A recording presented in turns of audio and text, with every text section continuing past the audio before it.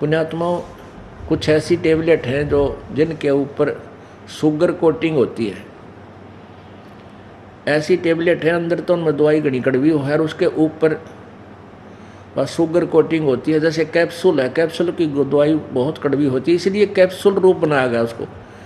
एक ऐसा ऊपर बना दिया उसका कवर सा, जिसके अंदर डाल कर और पानी के अंदर ले ले तो कड़वी ना लगती, वह अंदर जाकर अपना काम करती। तो परमात्मा ने ये शब्दों वाली जो गाना लोकोक्तियों के माध्यम से, तो ये इसलिए लोकोक्तियों के माध्यम से शुरू किया कि ये शुगर कोटेड कर दी थोड़ा सा परमात्मा की दवाई, और इसने आराम से आम आदमी कानों के माध्यम से प्रवेश करवा लेता है, सुन लेता है। तो कहने का भाव यह है कि परमात्मा ने शुगर कोटेड औषधि को, यानी अपनी अमृतवाणी तत्व ज्ञान को केवल कैप्सूलों के माध्यम से देना शुरू कर दिया। ये दोए हैं, कितने प्यारे लागे परमात्मा की वाणी के। फिर शब्द हैं, नहीं तो सीधी बात चार बातें हैं, भाई भगवान की भक्ति करो, परमात्मा यो है। परिभाषा ये है परमात्मा की, ब्रह्मा विष्णु महेश से इतना लाभ है, इनकी भक्ति से, ब्रह्म की भक्ति से इतना लाभ है, पर ब्रह्म की भक्ति से ये लाभ है, और पूर्ण परमात्मा की भक्ति से ये लाभ है। इनके ये मंत्र हैं, इनके ये मंत्र हैं, इनके ये मंत्र हैं। भाई भक्ति नहीं करोगे तो 84 लाख योनियों में बहुत दुख पाओगे, कुत्ते गधे सुअर बनोगे। ये तो है एक साधारण सी बातें, हम 1 घंटे में सारी कहानी सुना सकते हैं आपको। लेकिन ये क्यों शुरू किया लोकोक्तियों के माध्यम से और शब्दों के माध्यम से? क्योंकि उस समय कोई भी ज्ञान का गाहक नहीं था, ग्राहक नहीं था, क्योंकि उल्टे ज्ञान से रंग रखा था और जनता अशिक्षित थी। तो ज्ञान को अगर इस सिंपल लैंग्वेज में साधारण सी बात हमको बताओ, परमात्मा कबीर जी की कोई नहीं सुना था। तो परमेश्वर ने अपना एक इसका विकल्प ढूंढा। कहीं भी खड़े होकर के वाणी बोलने लग जाते थे, और वो मीठी लग गई थी परमात्मा की वाणी। क्योंकि हमारे अंदर एक कान जो है ना, विषय एक विकार है, जो शब्द यानी सुरीली आवाज़ हमने घनी पसंद है। आपने देखा होगा, जैसे परमात्मा की वाणी बोलते हैं तो सबका समझ में नहीं आती। ये दो है, हमें के लिखा है, पर बट अच्छी लगती है कानों को। जैसे कई बार आपने देखा होगा, पहले रेडियो ऑन कर लेते थे और बंगला भाषा में गाने आया करते। वो गाना तक में समझ में नहीं आता, पर साजबाज प्यारा लग गया करता। वो भी 1 आध मिनट सुन लिया करते, टन टन टन, वो चाहे वो उसका अक्सर एक भी नहीं समझ में आता था। और फिल्मी गानों के ही तर्ज पे उनके ऐसे ही गाने हैं। तो ऐसे ही परमात्मा ने चाहा कि ये मैं जो दोहों के माध्यम से, कविताओं के माध्यम से बोल कर सुनाऊंगा, तो ये थोड़ी बहुत देर सुन लेंगे उस बंगला वाले गाने की तरह।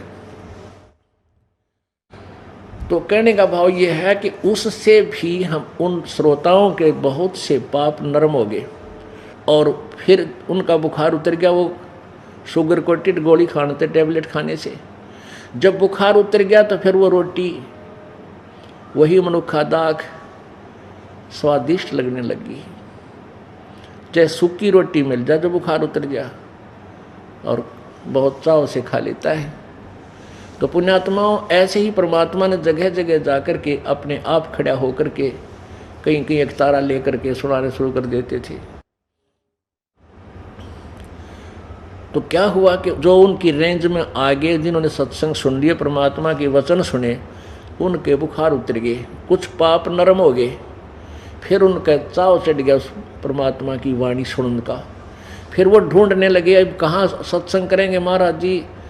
तो फिर वही व्यक्ति 100 कोस जा कर के 20-20 मील चल के और सत्संग सुनने लगे। ऐसे प्रत्येक युग में ऐसे आते हैं, और कई लाखों की संख्या में परमात्मा की अनुयायी बन जाते हैं, क्योंकि उनकी वाणी में भी ऐसी शक्ति है कि वो पाप कटते हैं। जैसे हम ये सत्संग परमात्मा की महिमा आपको सुना रहे हैं, ये ज्ञान यज्ञ है, और इस ज्ञान यज्ञ, इस अमृत वाणी से भी आपके बहुत से पाप नष्ट होते हैं। और फिर ऐसी रुचि बन जाती है कि आप अब देख रहे हैं, कई तो प्रत्येक सत्संग में आ रहे हैं, महीने में 2-2, 3-3 बार। आपका बुखार उतर गया, आपको ये मनुष्य अब ये रोटी अच्छी लगन लगी, आप स्वस्थ हो गए, तो पुण्यात्मा परमात्मा के ये लक्षण हैं, ये हैं कि वो ऐसे आता है और अपनी महिमा आप पे गा के आप सुनाता है। तंबूरे लेकर भी गाता, तंबूरे माने यकतारा लेकर भी सुनाता था। और प्रत्येक युग में ऐसे कबीर सा परमात्मा के साथ इन काल के एजेंटों ने ऐसा ही दुर्व्यवहार किया। ऐसे ही सतयुग में ये मनु जैसे और अन्य जो भी ऋषि थे उनके उस समय परमात्मा कहते थे भगवान साकार है, और मनुजीर कहते थे भगवान निराकार है, क्योंकि ब्रह्मा पर ज्ञान प्राप्त था उनको। ब्रह्मा जी को कह का पता कोई ना वेदों के बारे में। तो परमेश्वर कहते थे कि परमात्मा सभी पाप नाश कर देता है, और वो नकली ऋषि कहा करते प्रारब्ध तो भोगने से ही समाप्त होता है।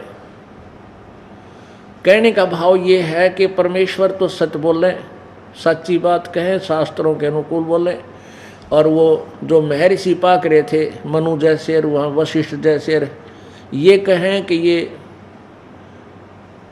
जो सत सुकृत है, जैसे सतयुग में सत सुकृत जो है ये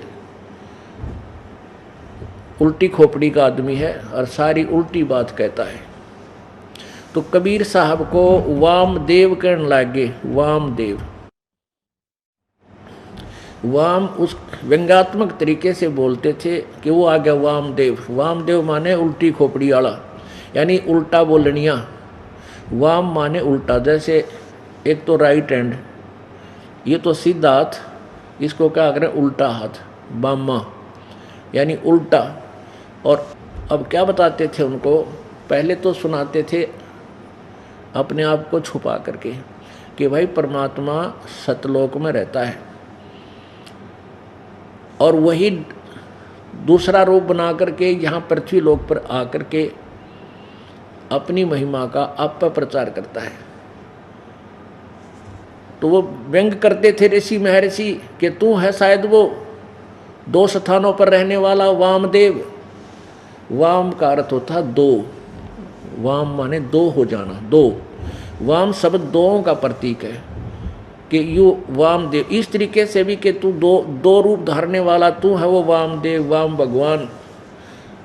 कहने का भाव ये है कि कबीर परमात्मा के उस तत्व ज्ञान को जनसाधारण तक उन नकली ऋषि महर्षियों ने जान नहीं दिया। फिर भी कुछ एक पुण्यात्मा थी उनकी शरण में आती रही, अपना कल्याण करवाएगी, बहुत कम। लेकिन कलयुग में परमेश्वर ने अब बैन उठा रखा है।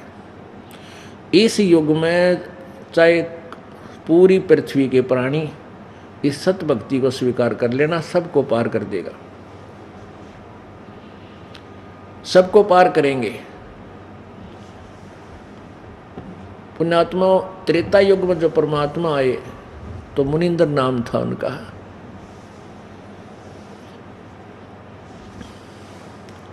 मुनिंदर नाम से प्रसिद्ध थे, मुनिंदर ऋषि रूप से। तो उसी समय एक नल नील नाम के, नल और नील ये 2 आपस में मतलब मौसी के बेटे थे, और आपस में बहुत अच्छे मित्र थे।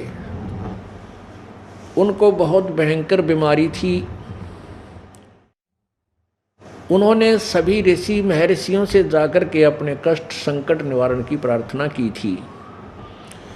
पहले तो जिस भी गुरु के पास जाते थे वो कोई जंतर मंत्र साधना, कोई वेद का मंत्र बोलता था, इसको पढ़ ले भाई, इतनी बार डेली जाप कर लेना, इतना ऐसे कर लेना तो ठीक हो जाएगा। जब किसी से कोई लाभ नहीं हुआ तो प्रत्येक संत ने, प्रत्येक ऋषि ने ये कह दिया कि भाई बेटा नल और नील ये तुम्हारे प्रारब्ध का कर्म है, तुमने भोगना ही पड़ेगा, ये किसी प्रकार भी ठीक नहीं हो सकता कि वह कर्म तो बेटा भोगना ही पड़ता है, ये तो भोग कर ही समाप्त करना होता है। जिसके पास भी गए उन्होंने पहले तो अपने जंतर मंत्र बताए, जब नहीं कुछ हुआ तो यही स्टेटमेंट सुना दी। अब दोनों ने ये सोच लिया कि अब तो तुम्हारी मृत्यु तक ये कष्ट रहेगा, और ज़्यादा चिंतित होकर बहुत मायूस रहने लगे, बहुत पीड़ित थे। एक दिन उन्होंने परमेश्वर मुनिंदर रूप में आए हुए सत्य पुरुष कबीर जी का सत्संग सुनने का सुअवसर मिला।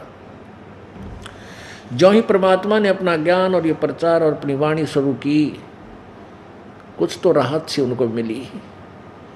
और फिर जो ही सब भक्त आ रहे थे, चरण छू रहे थे, आशीर्वाद परमात्मा दे रहे थे, नल और नील ने जो ही परमात्मा के चरण छुए और परमात्मा कबीर जी ने दोनों के सिर पे हाथ रखा, वो तुरंत स्वस्थ हो गए। ऐसे स्वस्थ हो गए जैसे उनका बीमारी ठीक हो जाए।